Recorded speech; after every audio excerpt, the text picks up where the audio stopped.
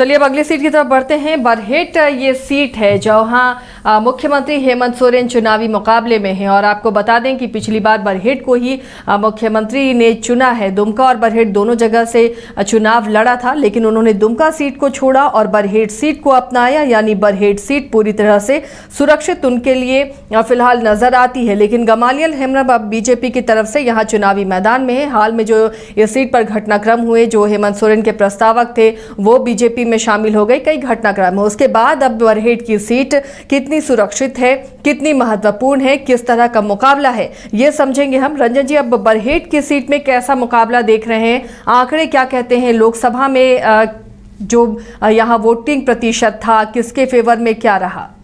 देखिए, अगर आप बरहेट सीट की बात कीजिए तो 1990 से जेएमएम इस सीट पर हारा ही नहीं है। तो ये बता देता है कि इस सीट का नेचर क्या है और क्यों हेमंत सोरेन ने ये सीट चुनी है। अगर आप ये देखिए, 1990 में हेमलाल मुर्मू जीते थे, फिर 95 में जीते, फिर 2000 में जीते और फिर 2009 में जीते। तो हेमलाल मुर्मू इस सीट पर 4 बार जीतने में सफल रहे हैं। 2005 में थॉमस सोरेन ने जो है इस सीट पर तीर कमान थामी थी और जीत उन्हें भी मिली थी। और फिर 2014 में दुमका के अलावा जो एक और सीट लेनी थी तो हेमंत सोरेन ने बरहेट का रुख किया और इस बार उन्होंने सिर्फ बरहेट से ही चुनाव लड़ने का फैसला लिया है। पिछले 2 चुनाव में उनके लिए जो सपोर्ट बरहेट में दिखा है उसे देखते हुए 2014 में वो 24,087 वोटों से जीते थे, 46.18% वोट उनको मिला था। तो 2019 में जो है उन्होंने वोट जो हासिल किए 50% का आंकड़ा पार कर लिया, 53.49% और जीत रही 25,740 वोटों की। तो ये सीट पूरी तरह से सुरक्षित लगता है। सुरक्षित क्यों है? तो वही जो जेएमएम का जीत का फार्मूला है आम, वो यहां पर पूरी तरह से सपोर्ट करता हुआ जेएमएम को दिखता है। क्योंकि यहां पर आप देखिए तो जो एसटी आबादी है वो लगभग 61% के आसपास है, 60.88%, और जो मुस्लिम है वो लगभग 16% है, मतलब कि 15.9%। यानी जो समीकरण जेएमएम को चाहिए वो यहाँ पर पूरा होता हुआ दिखता है। जी हाँ, तो वो आपको दिख रहा है। क्योंकि अगर आप देखिए तो ऑलमोस्ट जो है ये 61 और 15 अगर आप जोड़ दीजिए तो ये 76% के आसपास हो जाता है। तो इसके बाद और कुछ बचता नहीं किसी के लिए। हालांकि बीजेपी का फोकस रहा है आदिवासी वोट और लगातार इसके लिए चुनाव प्रचार में भी इस मुद्दे को उठाया जा रहा है। घुसपैठ एक बड़ा मुद्दा बनाना चाह रही है बीजेपी राज्य में, तो इसका असर दिखेगा क्या इस चुनाव में? जो फार्मूला बीजेपी ने संथाल के लिए बनाया है उसमें जो बीजेपी के प्रत्याशी हैं गमालियल हेम्ब्रम वो पूरी तरह से फिट बैठते हैं। आरएसएस ने पूरी कोशिश की थी पिछली बार भी कि गमालियल हेम्ब्रम को टिकट मिल जाए, लेकिन तब बीजेपी से उन्हें टिकट नहीं मिला था। लेकिन इस बार जो है वो टिकट पाने में सफल रहे हैं और वो लगातार अपने क्षेत्र में जो है इन चीजों की लड़ाई करते रहे हैं और वो घुसपैठ का मुद्दा उठाते रहे हैं, धर्मांतरण का मुद्दा उठाते रहे हैं।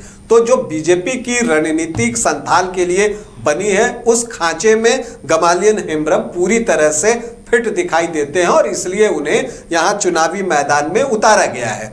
इसके अलावा गमालियल हेम्ब्रम जो हैं खेल प्रेमी भी हैं, युवाओं के बीच लोकप्रिय हैं। इनका एक अपना क्लब भी है, वो भी चलाते हैं जिसके जरिए ये सामाजिक कार्यों में अपनी हिस्सेदारी निभाते हैं। कोरोना काल में इन्होंने जो है वहां पर काम किया। तो ये चीजें जो है इन्हें एक पहचान दिलाने में सफल रही है। लेकिन सवाल वही है कि क्या वो इस स्थिति में आ गए हैं कि वो राज्य के मुखिया को चुनौती दे सके? क्या वो हेमंत सोरेन को चुनौती दे पाएंगे? ये एक बड़ा सवाल है। और अभी जो स्थिति दिखती है कि इतने के बाद भी, हालांकि जो हेमंत सोरेन के प्रस्तावक थे सिद्धू कानू के वंशज हैं वो, तो वो अब जो है बीजेपी में जा चुके हैं। लेकिन इन सब के बीच जो पिछली बार बीजेपी के यहाँ कैंडिडेट थे साइमन माल्टो, उन्होंने जेएमएम ज्वाइन कर लिया है। तो इस तरह से दोनों तरफ से रणनीतिक चालें जो है वो चली जा रही हैं और यहां पर मुझे लगता है कि वास्तविक से ज्यादा ये कुछ साइकोलॉजिकल चाल आप इसे कह सकते हैं, क्योंकि परिणाम बहुत बदल जाएगा ऐसा मुझे दिखता नहीं, क्योंकि बड़े नेता अक्सर तभी चुनाव में हारते हैं, जो मैंने चुनाव ऑब्जर्व किए हैं, जब किसी तरफ वेव हो। जैसे कि 1984 में जब चुनाव हुआ था तो अटल बिहारी वाजपेयी जैसे कद्दावर नेता भी चुनाव हार गए थे। लेकिन जब कोई वेव नहीं होता है तब फिर कोई बड़ा नेता आराम से हार जाए, ऐसा होता नहीं है। और इस बार झारखंड में वैसा वेव जैसा कुछ नजर नहीं आ रहा है। या दोनों तरफ बिल्कुल कांटे का मुकाबला है, चाहे आप एनडीए की बात कर लीजिए, चाहे इंडिया गठबंधन नेक की टू बात नेक फाइट है दोनों के बीच में। बिल्कुल नेक टू नेक फाइट है, और इसीलिए इस बार किसी भी तरह की भविष्यवाणी करने से सभी बच रहे हैं, क्योंकि इस नेक टू नेक फाइट में कौन कहां जीत जाएगा। आप करीब 25-26 सीट ऐसी हैं जहां की स्थिति यह है कि 2% इधर से उधर हो जाए या उधर से इधर हो जाए तो परिणाम बदल सकता है। तो इसीलिए कोई भी बहुत दम लगाकर नहीं बोल रहा है। अब चुनावी मंच से नेता लोग तो बोलते ही हैं, क्योंकि उनका काम है, वो अपनी पार्टी को हारते हुए तो बता नहीं सकते, इसलिए दोनों तरफ से ये दम दिखाया जा रहा है कि सरकार उन्हीं की बनेगी। लेकिन अगर दिल में उनके क्या है ये अगर पूछिए तो सबकी धड़कनें तेज हैं, क्योंकि किसी को भी पता नहीं है कि इस बार है क्या। जनता बहुत मुखर होकर बोल रही हो ऐसा दिख नहीं रहा है। जनता साइलेंट है, खामोश है और अपना मन बना रही है। नेता अभी चारों तरफ घूम के प्रचार कर रहे हैं, सबसे ज्यादा अभी नेता ही बोल रहे हैं। जनता वोटिंग वाले दिन बोलेगी, तो इसलिए मुझे नहीं लगता कि यहां पर जो है कोई बहुत ज्यादा चुनौती हेमंत सोरेन के लिए होगा। यहां पर वही बात है जो मैं गांडे के लिए कहता हूं कि एक ये देखना दिलचस्प होगा कि ये जो मार्जिन 25,740 वोटों की है हेमंत सोरेन की पिछले चुनाव में, वो कितना बढ़ता है या कितना घटता है या वही रहता है, ये देखना जो है आपको दिलचस्प होगा। इसके अलावा एक और चीज, पिछली बार हेमंत सोरेन को अगर आप बात कीजिए तो बरहेट में 53.5% वोट मिले थे। क्या उसमें इजाफा होता है या उसमें कमी आती है? तो इंटरेस्ट की बातें ये हैं कि हाँ, इसमें कितना फर्क आता है। गमालियल हेम्ब्रम कितनी सेंधमारी कर पाते हैं, जो उनकी अपनी लोकप्रियता है। आरएसएस पूरी तरह से उनके लिए लगा हुआ है चुनाव प्रचार में, तो वो उसका क्या इंपैक्ट पड़ता है, बीजेपी का संगठन किस तरह से काम करता है, उसका असर क्या होता है,